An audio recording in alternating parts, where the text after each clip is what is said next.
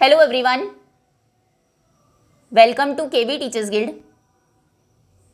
बच्चों, अभी हम डिस्कस करेंगे 9वीं कक्षा हिंदी का एक क्वेश्चन पेपर। ये सत्र 2024-25 की द्वितीय आवधिक परीक्षा PT2 एग्ज़ाम का पेपर है, PM श्री केंद्रीय विद्यालय का। और सबसे पहले है खंड का पठित गद्यांश एवं पद्यांश पर आधारित प्रश्न। तो निम्नलिखित गद्यांश को पढ़कर दिए गए प्रश्नों के उत्तर लिखिए। प्रेमचंद का एक चित्र मेरे सामने है। पत्नी के साथ फोटो खिंचा रहे हैं। सिर पर किसी मोटे कपड़े की टोपी, कुर्ता और धोती पहने हैं। कनपटी चिपकी है, गालों की हड्डियां उभर आई है, पर घनी मूछें चेहरे को भरा भरा बतलाती है। पाँव में कैनवस के जूते हैं, जिनके बंद बेतरतीब बंधे हैं। लापरवाही से उपयोग करने पर बंद के सिरों पर की लोहे की पतरी निकल जाती है और छेदों में बंद डालने में परेशानी होती है। तब बंद कैसे भी कस लिए जाते हैं। दाहिने पांव का जूता ठीक है, मगर बाएं जूते में बड़ा छेद हो गया है, जिसमें से अंगुली बाहर निकल आई है। मेरी दृष्टि इस जूते पर अटक गई है। सोचता हूँ, फोटो खिंचाने की अगर यह पोशाक है तो पहनने की कैसी होगी। नहीं, इस आदमी की अलग अलग पोशाकें नहीं होंगी। इसमें पोशाकें बदलने का गुण नहीं है। यह जैसा है वैसा ही फोटो में खिंच जाता है। चलिए, प्रश्न है, पहला प्रश्न है, फोटो में प्रेमचंद ने कैसे जूते पहन रखे थे। तो फोटो में प्रेमचंद ने कैनवस के जूते पहने थे, जिनमें दाहिने पांव का जूता ठीक था, मगर बाएं जूते में बड़ा छेद हो गया था। ये का प्रश्न का उत्तर है। आगे है, प्रेमचंद के फटे जूते देखकर लेखक के मन में क्या विचार आया। तो प्रेमचंद के फटे जूते देखकर लेखक के मन में विचार आया कि फोटो खिंचाने की अगर यह पोशाक है तो पहनने की कैसी होगी। आगे है, फोटो देखकर प्रेमचंद के किस गुण का पता चलता है। फोटो देखकर पता चलता है कि प्रेमचंद साधारण व्यक्ति थे, वो सादगी से अपना जीवन जीते थे। आगे है, इस आदमी की अलग अलग पोशाकें नहीं होंगी। वाक्य के माध्यम से लेखक क्या कहना चाहते हैं। मतलब प्रेमचंद को दिखावा पसंद नहीं था कि वो फोटो के लिए अलग और पहनने के लिए अलग पोशाकें रखें, वो जैसे हैं वैसे ही दिखते थे। तो इस वाक्य के माध्यम से पता लगता है, से लेखक कहना चाहते हैं कि प्रेमचंद को दिखावा पसंद नहीं था, वो जैसे थे वैसे ही दिखते थे।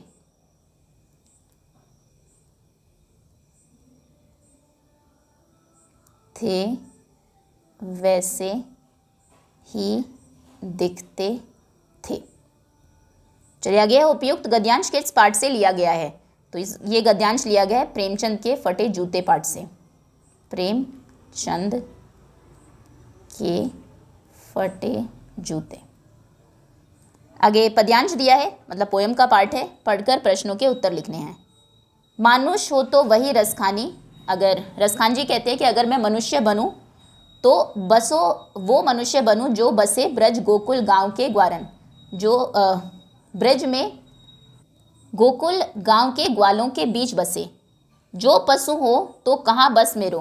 और क्योंकि ये मेरे बस में नहीं है, तो अगर मैं पशु बनूं, चरो नित नंद की धेनु मझारन। तो जो नंद बाबा की गाय हैं उनके बीच में मैं विचरण करूं। पाहन हो, पाहन मतलब पत्थर, तो वही गिरी को, गिरी मतलब पहाड़, जो कियो हरि छत्र पुरंदर, पुरंदर बोलते हैं इंद्र को, धारण। तो अगर मैं पत्थर बनूं तो उस पहाड़ का पत्थर बनूं जिसे हरि ने, श्री कृष्ण जी ने अपनी उंगली पर उठा लिया था इंद्र के प्रकोप से गांव वालों को बचाने के लिए। जो खग हो, खग मतलब पक्षी, तो बसेरा करो मिली कालिंदी कुल कदम्ब की डारन। तो अगर मैं पक्षी बनूं तो मैं बसेरा करूं कालिंदी मतलब यमुना नदी के किनारे जो कदम्ब का पेड़ है उसकी डाल के ऊपर।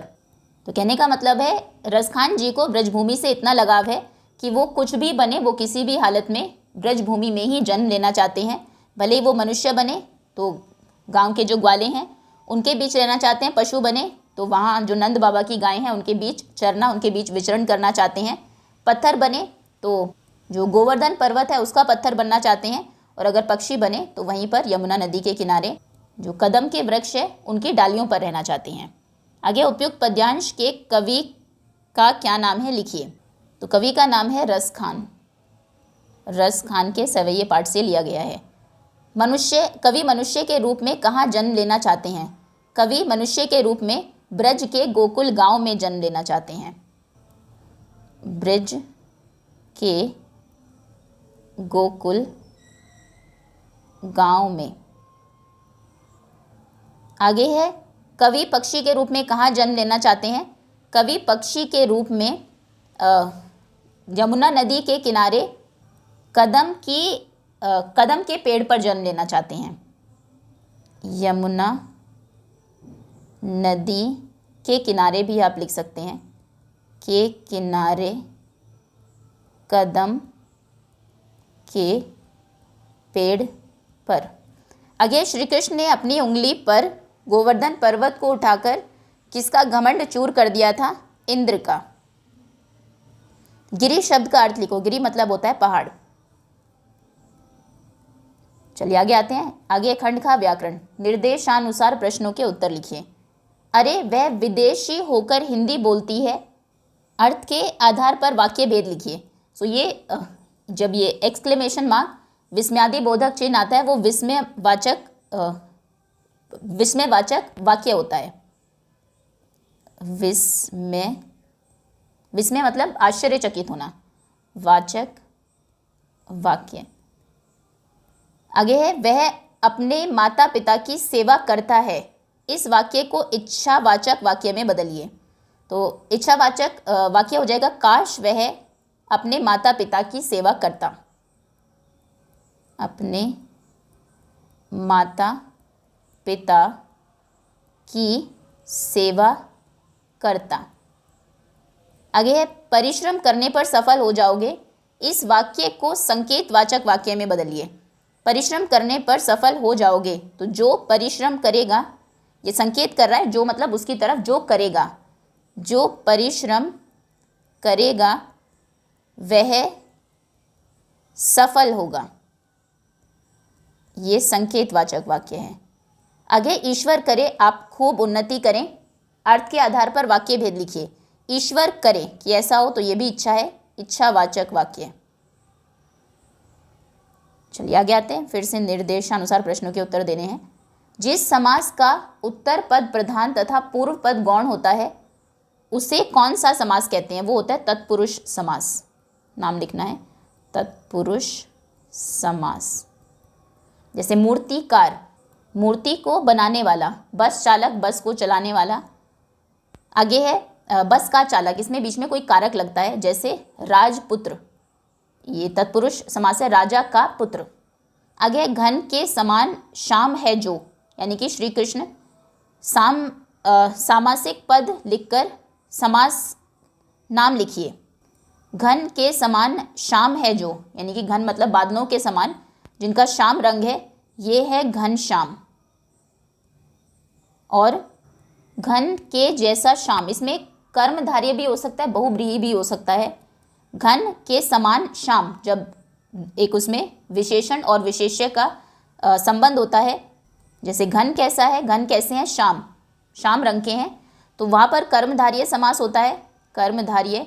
लेकिन जहाँ बहुत शब्दों की जगह घन के समान श्याम है जो, यानी कि कृष्ण, इस तरह के शब्द आते हैं। जैसे लंबोदर, लंबा है उदर, यानी कि पेट जिनका, यानी कि श्री गणेश, वहाँ पर होता है बहुव्रीहि समास। तो दोनों ही सही है, आप बहुव्रीहि भी लिख सकते हैं और कर्मधारय भी लिख सकते हैं। अगर सिर्फ घनश्याम होता तो कर्मधारय होता, क्योंकि ये इस तरीके से आपको दिया है, घन के समान श्याम है जो, यानी कि श्री कृष्ण घनश्याम, तो फिर बहुव्रीहि भी होगा। आगे है, पंजाब शब्द का समास विग्रह करके समास का नाम लिखिए। तो पंजाब का समास विग्रह होगा 5 आबों का समूह। 5 आब बोलते हैं नदियों को, 5 आबों यानी कि नदियों का समूह, पंजाब। और पहला शब्द क्योंकि 5 ये संख्यावाचक शब्द हैं, तो इसमें होगा द्विगु समास। जैसे द्वि मतलब होता है 2, ठीक है। तो समास के नाम में भी पहला शब्द संख्यावाचक है, जिसमें भी पहला शब्द संख्यावाचक होता है। जैसे चौराहा, 4 राहों का समूह, ठीक है। दशानन, वैसे दशानन में बहुव्रीहि भी होता है, दशानन मतलब 10 हैं सिर जिनके, यानी कि रावण। खैर, तो ये होगा द्विगु समास। मृग लोचन, अब इसमें मृग के समान लोचन मतलब नैन, तो वही विशेषण विशेष्य का संबंध है, तो इसमें होगा कर्मधारय समास, धार्य समास, ठीक है। आगे खंडगा, क्षितिज और कृतिका। निम्नलिखित प्रश्नों को ध्यानपूर्वक पढ़कर किन्हीं 3 प्रश्नों के उत्तर लिखिए। प्रॉपर आंसर्स ही हम देखेंगे। प्रेमचंद के फटे जूते पाठ के आधार पर प्रेमचंद की वेशभूषा एवं उनकी स्वाभाविक विशेषताओं पर प्रकाश डालिए। ये जो प्रेमचंद के फटे जूते पाठ है बहुत ही इंपॉर्टेंट है, कई सारे क्वेश्चंस हाफ ईयरली में इसमें से आते हैं। तो पाठ के आधार पर आपको बताना है प्रेमचंद की वेशभूषा कैसी थी। इसका आंसर आपको जो सबसे पहले आपको ये एक गद्यांश दिया था इससे भी मिल जाएगा कुछ, और दूसरा उनके स्वभाव कैसा था, स्वभाव की क्या विशेषताएं थी। तो उत्तर आप लिखेंगे पहले वेशभूषा के बारे में। प्रेमचंद की वेशभूषा अत्यंत साधारण थी। उन्होंने मोटे कपड़े की टोपी और कुर्ता तथा धोती पहना है, कैनवस के जूते पहने हैं, बाएं पैर का जूता अंगूठे के ऊपरी भाग से फटा था जिनमें से पैर की अंगुलियां झांक रही थी। इतने बड़े साहित्यकार होने पर भी उनकी यह सादगी देखते ही बनती थी। वेशभूषा उनके लिए कोई मायने नहीं रखती थी। प्रेमचंद जीवन मूल्यों को प्राथमिकता देते हैं। आगे है स्वाभाविक विशेषताएं। प्रेमचंद अत्यंत सीधे साधे स्वभाव के थे। उनके व्यक्तित्व में कहीं भी दिखावा नहीं था। वे बहुत ही स्वाभिमानी थे। किसी वस्तु को मांगना उनके व्यक्तित्व के खिलाफ था, नहीं तो वो जूते मांगकर भी पहन सकते थे, अन्यथा वे जूते मांगकर भी पहन सकते थे। वे उच्च विचारों से युक्त आडंबरहीन व्यक्ति थे। वे जिस हाल में थे उसी में खुश थे।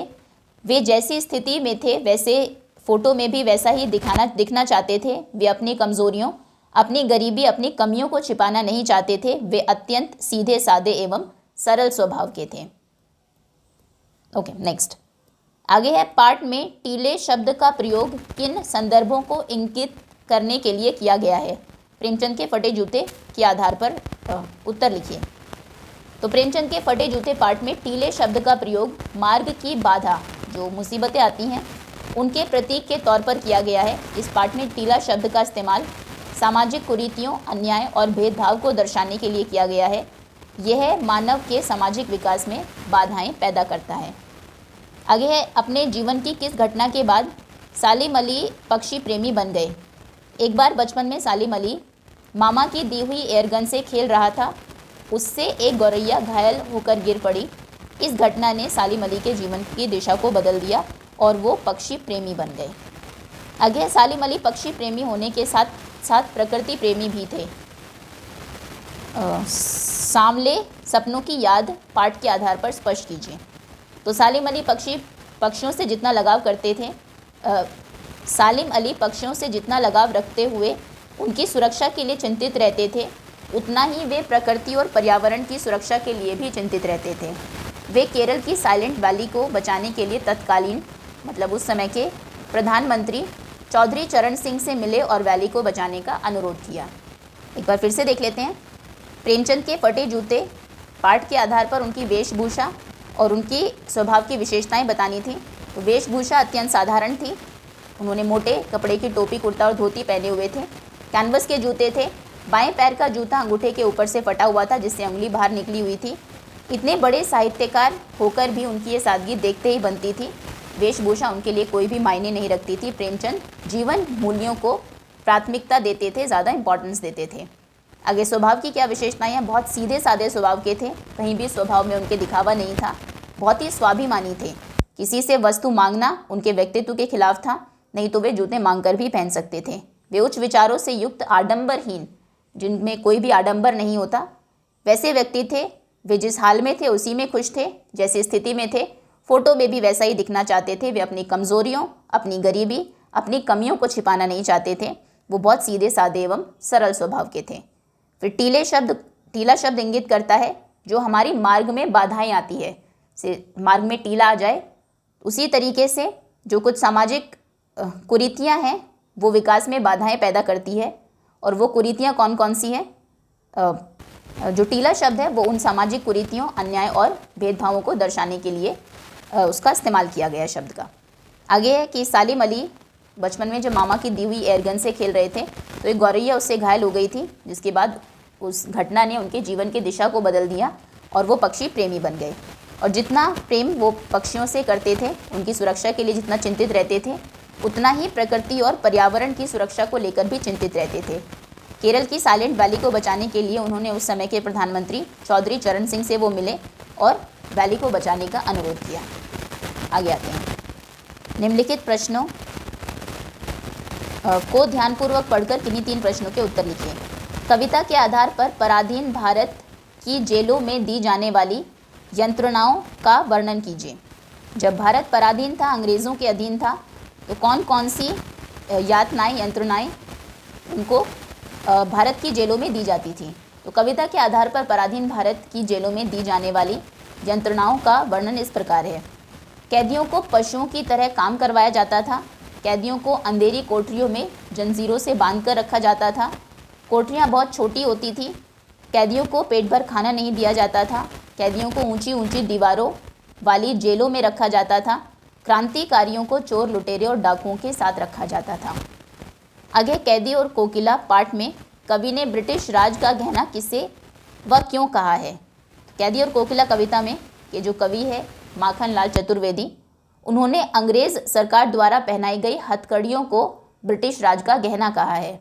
और कवि ने ऐसा इसलिए कहा है क्योंकि उन्होंने किसी गलत काम के लिए ये हथकड़ियाँ नहीं पहनी थी, बल्कि ब्रिटिश सरकार के अत्याचारों के विरोध में उन्हें ये हथकड़ियाँ पहनाई गई थी।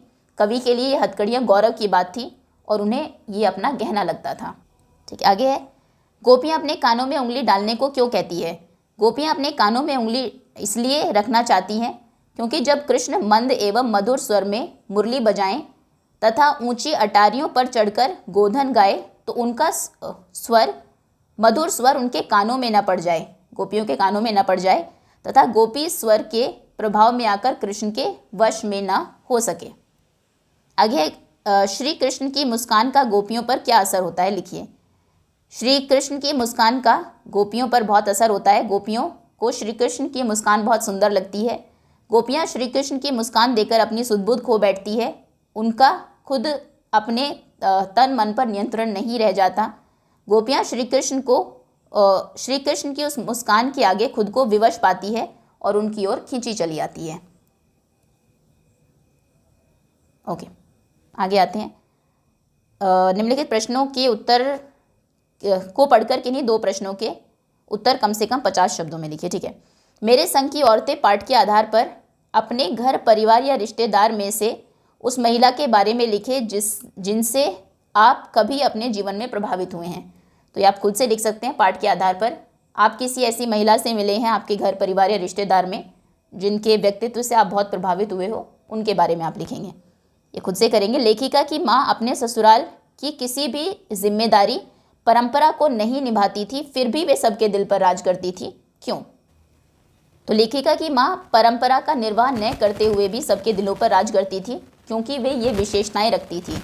वे हमेशा सच बोलती थी, इसलिए घर के लोग, सभी लोग उनका सम्मान करते थे। वे कभी भी इधर उधर की बात नहीं करती थी, इसीलिए घर के बाहर के लोग भी उन पर पूरा भरोसा करते थे। वे गोपनीय बातों को प्रकट नहीं करती थी। वे आज़ादी के आंदोलन में सक्रिय रहती थी।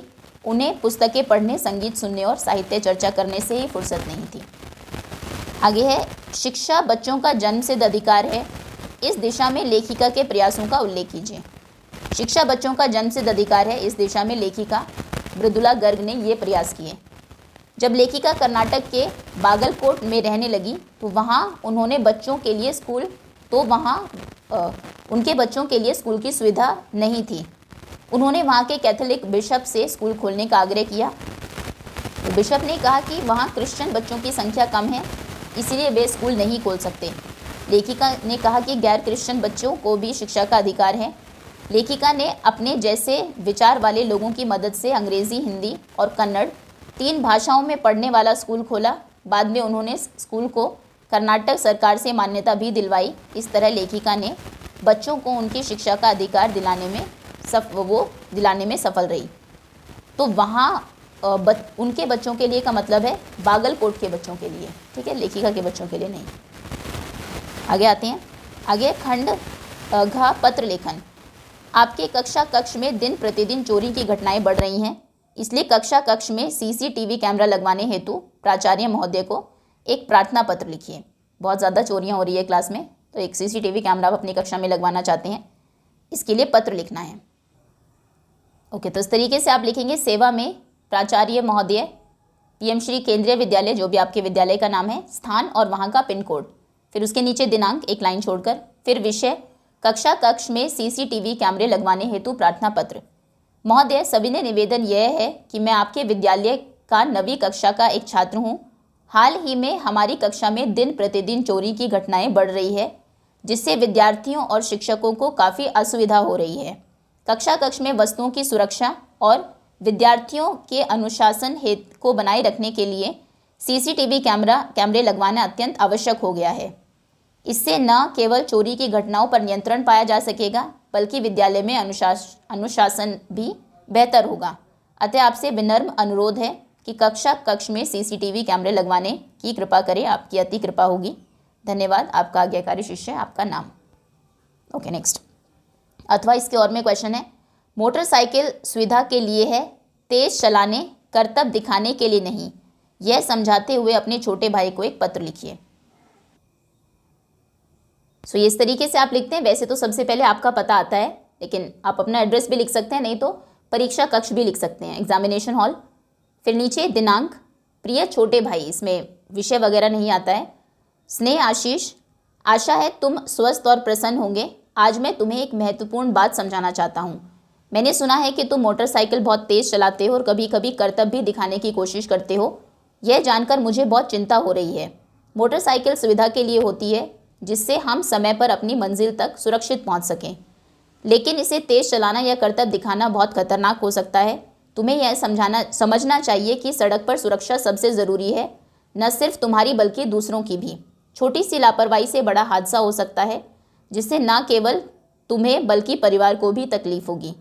तुम्हारी सुरक्षा हमारे लिए सबसे अहम है, इसीलिए मैं तुमसे निवेदन करता हूँ कि मोटरसाइकिल को हमेशा सावधानी से चलाओ और सड़क नियमों का पालन करो। कृपया इस बात को समझो कि जीवन अमूल्य है और इसे खतरे में डालना सही नहीं है। अपनी देखभाल करना, अपना ध्यान रखना और मुझे अपने व्यवहार में सुधार की खबर देना। तुम्हारा भाई, नीचे आपका नाम। Okay, that's all students. ये था 9वीं कक्षा हिंदी का एक प्रश्न पत्र। उम्मीद है सभी प्रश्न आपको अच्छे से समझ में आ गए होंगे। Thank you so much for watching.